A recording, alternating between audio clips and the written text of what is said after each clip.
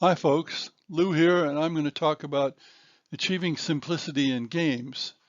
And this will be perhaps more about tabletop games, but applies to video games as well, especially in one particular aspect.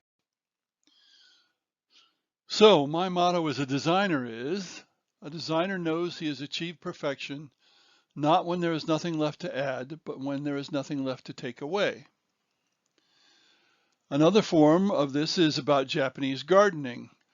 Your garden is not complete until there is nothing else you can remove.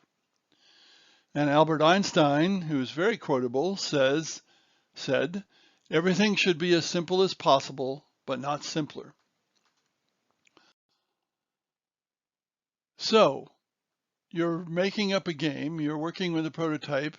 What do you do when something doesn't work? Errant designers add something to the game, and this is usually a mistake. Good designers find ways to simplify the game instead, which is usually the better way. I'm not going to state in a blanket fashion that it's always this way, but usually.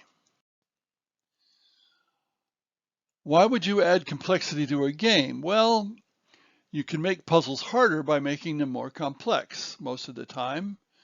And if you're making a model of some possibly fictional reality, it might be necessary to make your model more complex so that it gets a little closer to that reality. Now, how are you going to do this?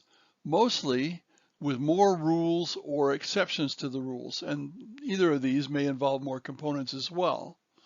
But of course, you want to keep the components down to simplify a game as well. Now, the exceptions to the rules could be on cards or in the rule book. Having them on cards is much better design in virtually every way because players don't have to cope with that before they play the game, especially they don't have to cope with it when they read the rules. When they get a card, they can read what's on the card, and then that exception to the rules has been incorporated into their play. Now, of course, some players are going to read all the cards ahead of time, but nowadays that's not very common. So what's the process of simplifying? First of all, when you're simplifying, don't accidentally remove a critical element. And use incremental changes rather than changing a lot at once so that you know exactly what your change is doing to the game. In your process, you have to decide what you must have in the game, what would be good to have in the game, and what's not necessary for the game. And of course, that can be difficult.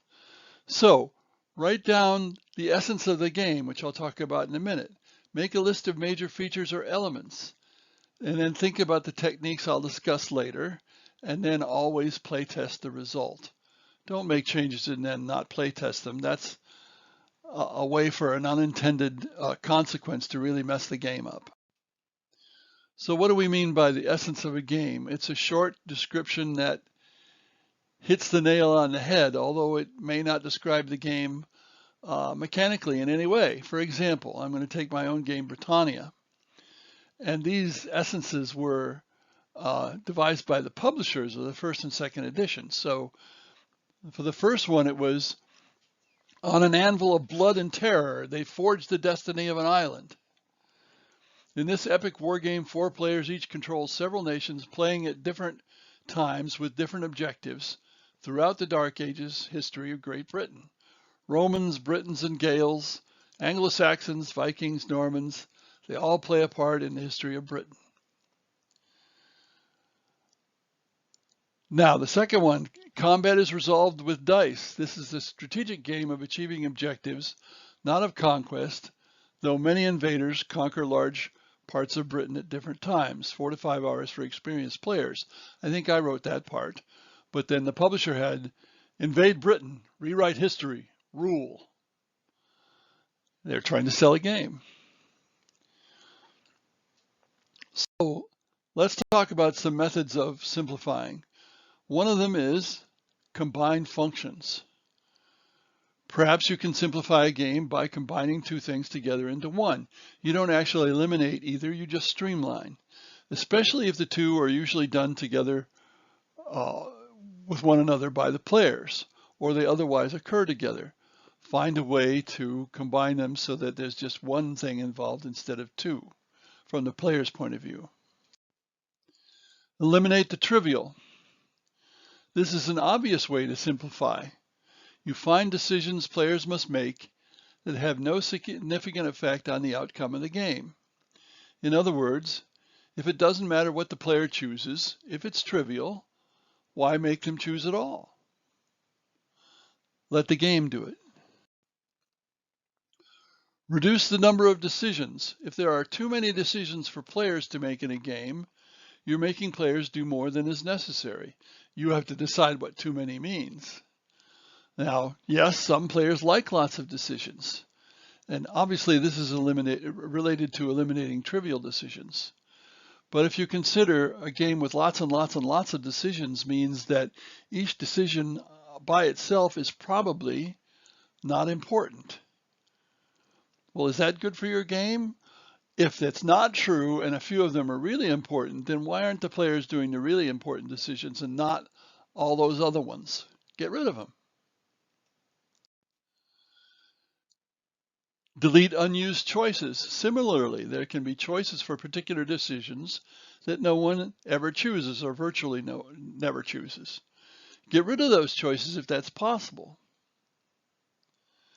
So a standard technique for making games easier, as well as simplifying them, is to reduce the number of choices per decision. Abstraction. You can resort to abstraction, that is, quote, remove a more accurate and detailed version of that aspect or function and replace it with a less accurate and detailed version or no version at all. And that's a quote from Adams and Rolling's Fundamentals of Game Design.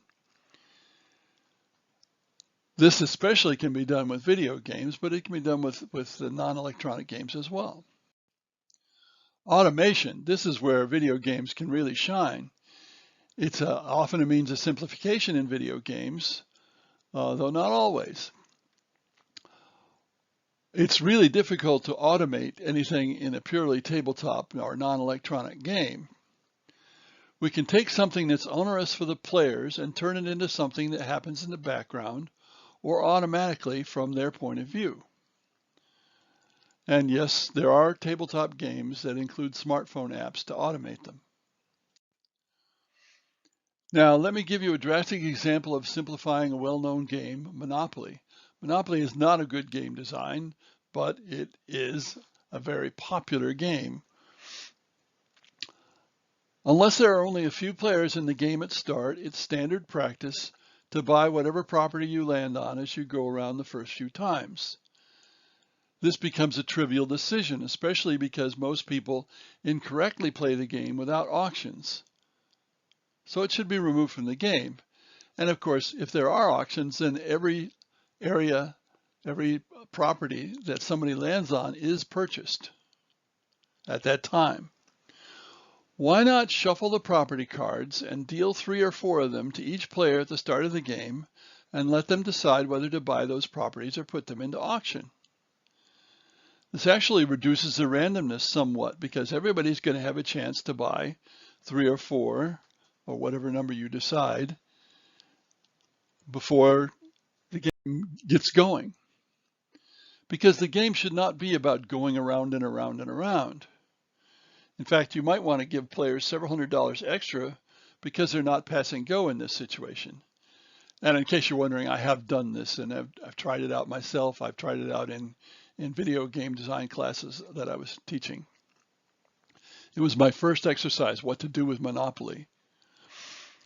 So once the properties are sorted out, then you get on with the game. To me, the game is not or should not be about going round and round randomly. It's about trading properties and making monopolies. At least that's what the game is for adults. For children, the going round and round might be an enjoyable part of the game. For adults, it might be kind of a waste of time and random. Now, you don't want to make a game too simple. You don't want to take something out that's essential to the game. You can simplify a game into oblivion, making it a bagatelle. It's much more likely, though, that you will complicate a game into oblivion. And you always need to keep harmony in mind. And I have separate videos about harmony. And let's simplify the definition to make sure everything fits well with everything else in the game. Don't take something out that's necessary to make everything else fit well with other parts. Harmony is a difficult thing to define, but it's very important for a game. So, if you're designing games, simplify. If you're designing puzzles or puzzle-like games, the trend is to complexity, though you all know really good puzzles are often quite simple. Nonetheless, if you can't find a quite simple way to make your puzzle good, then the trend is to add complexity. Well, thanks for listening. I hope this gets you started.